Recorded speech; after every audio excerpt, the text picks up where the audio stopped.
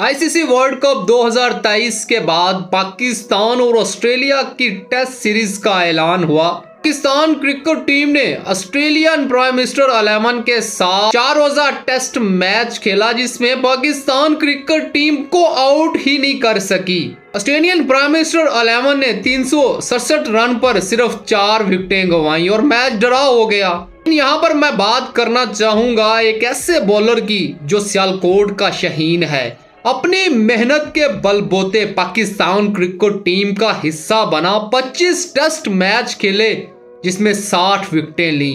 First class में 660 विकेटें हैं और काउंटी क्रिकेट का भी फतेह है। आंखों में मायूसी है, चेहरे पर फीकी मुस्कुराहट है और मिन्नत के लहजे में वहाब रियाज को कह रहा है कि वहाब भाई, आप मेरे साथ खेले हैं, आप मेरी स्ट्रेंथ को जानते